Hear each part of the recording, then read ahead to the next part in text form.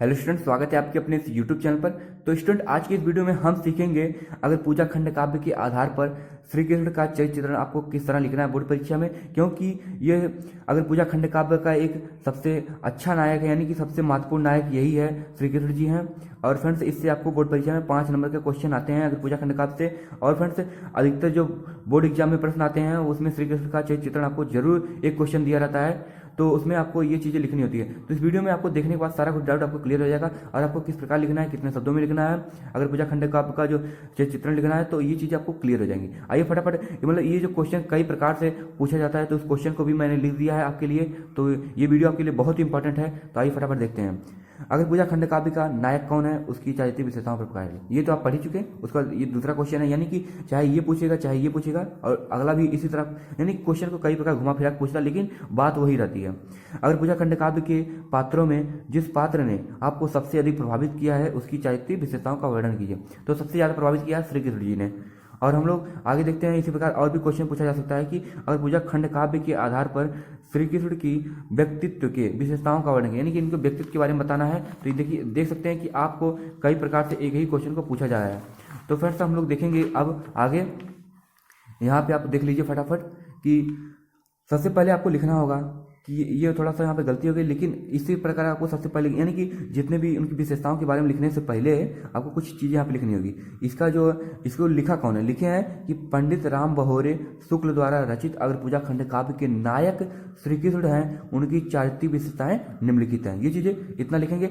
इतना लिखने के बाद आपको फ्रेंड्स ये जरूर लिखिएगा कि राम बहोरी शुक्ल जी लिखे हैं इसको, और उसके बाद हम लोग देखेंगे पहली हेडिंग को। आप हेडिंग को याद करके जाइएगा, जो मैं आपको हेडिंग बताने वाला हूँ, उस हेडिंग को बनाने के बाद आपको कुछ ना कुछ पॉइंट याद रहेगी, उसी पॉइंट को आपको बस लिख देना, ठीक है। अब हम लोग देखेंगे सौंदर्य के प्रतीक, यानी कि श्री कृष्ण जो है बहुत ही सुंदर दिख रहे थे देखने में, ऐसा को लिखना है इसके बारे में। श्री कृष्ण का मुखमंडल अत्यंत आकर्षक है, वे जहाँ कहीं भी जाते हैं उन्हें देखने के लिए जन समूह उमड़ पड़ता है, यानी कि लोगों में भीड़ इकट्ठा हो जाती है। मतलब ये बहुत ही आकर्षक, ऐसा मतलब अपने शब्दों में बना के लिखिएगा, ठीक है।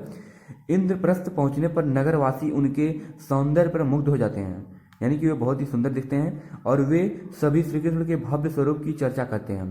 तो ये चीज़ें लिखेंगे, यानी कि इसी प्रकार को लिखना है। और उसके बाद थोड़ा सा कोटेशन डाल देंगे तो बहुत ही अच्छा रहेगा। अगर नहीं याद हो रहा था आपको, कोई दिक्कत नहीं है, तो ये कोटेशन डाल देंगे तो बहुत ही इंप्रेस पड़ेगा, और एग्जाम को आपको 5 में 5 नंबर तो पूरे चांस रहेंगे लिखे देने के। तो आइए देख लेते हैं कोटेशन को। देखा सुना ना पढ़ा कहीं कहीं भी ऐसा अनुपम रूप अनिंद, ऐसी मृद मुस्कान ना देखी, सचमुच गोविंद सम गोविंद, यानी कि इस गोविंद के समान ऐसी कहीं भी मुस्कान मैंने भी देखी भी नहीं अभी तक। इस तरह आपका आंसर हो जाएगा। मतलब ये कोटेशन डालने का बहुत ही अच्छा प्रभाव पड़ेगा। इसको आप काली से लिखिएगा, ठीक है, हमेशा।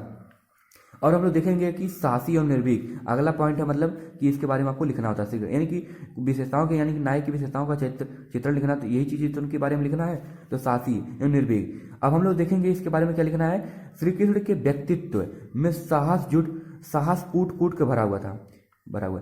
पांडवों की राज्य स्थापन करने में वे अहम अदम्य साहस प्रकट करते हैं। इसी प्रकार जरासंध का वध करने तथा शिशुपाल का भरी सभा में सिर काटने में उनकी निर्भीकता का परिचय देते हैं, यानी कि अपनी निर्भीकता का, यानी कि वे निडर हैं, किसी डरते नहीं हैं, ये चीज़ें उन्होंने परिचय दिया। तो आपके जब किताब में देखेंगे तो ये बहुत ही बड़ा लिखा था, लेकिन आपको मैं 60 में लिख के बताया हूँ, बहुत ही आपके लिए इंपॉर्टेंट है, क्योंकि आपको याद भी हो जाएगा फ्रेंड्स। और हम लोग देखेंगे कि अगला है धैर्यवान एवं सहनशील।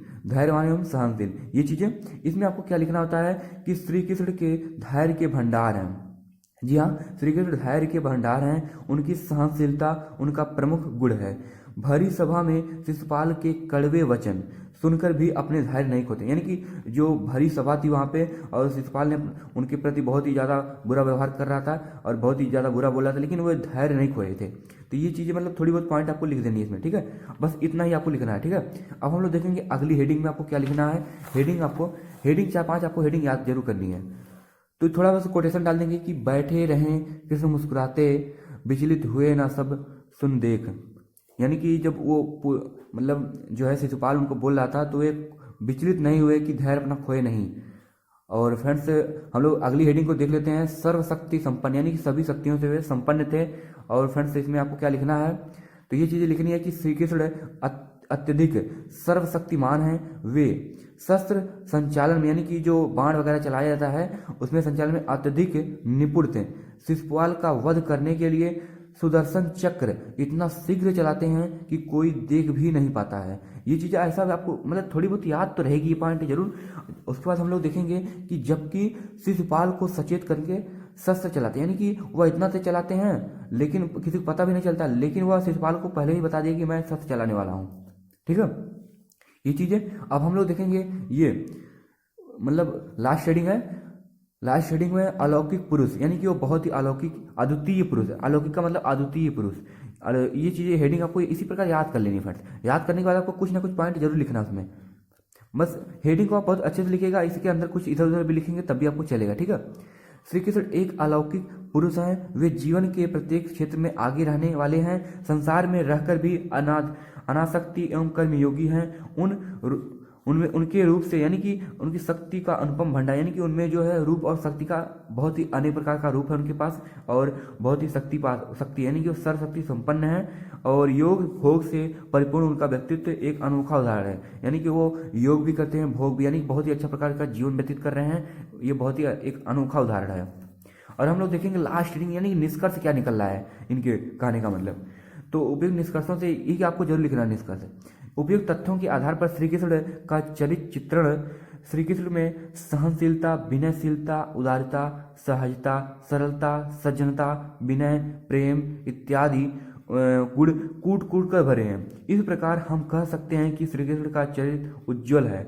और फ्रेंड्स ये चीज़ें आपको लिखने के बाद आपको मैं अभी एक बार फिर से रिवीजन करा रहा हूँ, हेडिंग खाली सभी हेडिंग को पास करके कि आपको हेडिंग में क्या याद करनी है। और फ्रेंड्स ये चीज़ आपको लिख देना है कि तमसो माँ ज्योतिर्गमय, तमसो माँ ज्योतिर्गमय। और फ्रेंड्स हम लोग एक चीज़ और देख लेते हैं कि हमको हेडिंग कौन कौन सी याद करनी है। तो फ्रेंड्स हम लोग देखेंगे यहाँ पे, देखिए फ्रेंड्स पहली हेडिंग क्या आपको याद करनी है, सौंदर्य के प्रतीक। सौंदर्य के प्रतीक आपको याद कर लेना है। उसके बारे में हमको उनका मैं एक बार थोड़ा शार्ट में बता रहा हूँ, अपने मन से बता रहा हूँ कि आपको लिखना क्या, मतलब अपने भाषा में लिखना है आपको कैसे। सौंदर्य के प्रतीक, सौंदर्य के प्रतीक में यानी कि बहुत ही सुंदर थे, बहुत ही अच्छा दिखने में लगते थे। और वे जो इंद्रप्रस्थ यानी कि एक बार इंद्रप्रस्थ में पहुंचे थे तो वहाँ पे नगरवासी बहुत ही उनके चेहरे को देख करके, मुखमंडल को देख करके बहुत ही अच्छा मतलब महसूस किए रहे थे। तो ये चीज़ें कोटेशन में याद कर लेना थोड़ा बहुत। उसके बाद हम लोग देखेंगे साहसी और निर्भीक। और साहसी और निर्भीक का मतलब कि श्री कृष्ण में व्यक्ति बहुत ही कूट साहस और कूट से भरा है, क्योंकि ये जब शिशुपाल का वध कर रहे थे तो उनके अंदर निर्भीकता का कोई नामो निशान है, यानी कि वह डरे हुए नहीं थे। और फ्रेंड्स ये चीज़ें मतलब थोड़ा ऐसे पॉइंट याद करना है तो आपको बहुत ही इंपॉर्टेंट है, ये चीज़ आपको जरूर पढ़िए। धैर्यवान और सहनशील, धैर्यवान सहनशील मतलब कि जब शिशुपाल उनको गाली वगैरह दे रहा था तो वे धैर्य नहीं खोए थे।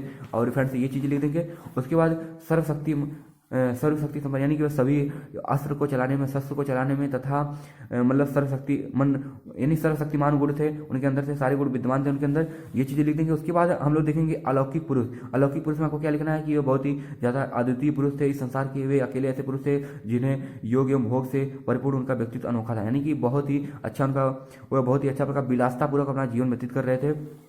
और निष्कर्ष में क्या उनके बारे में लिख देना कि वे विनयशील थे, उदारता है, सहजता उनके अंदर है, सरलता उनके अंदर है, सज्जनता, ये चीज़ें लिख देंगे। उसके बाद यही चीज़ है। उसके फ्रेंड्स आपको समझ में आ गया होगा पूरी क्लियरली तरीके से। मैं आपको एक बार पूरा अच्छे से बता दिया क्या क्या लिखना है, उसके बाद स्टार्ट में भी समझा दिया। तो आपको वीडियो बहुत ही अच्छी लगी होगी। वीडियो अच्छी लगी तो लाइक कीजिएगा, और चैनल पर नए हैं तो चैनल को जरूर सब्सक्राइब करके रखिएगा। यदि आपको हिस्ट्री का चाहिए तो प्लीज़ कमेंट बॉक्स में कमेंट कीजिएगा।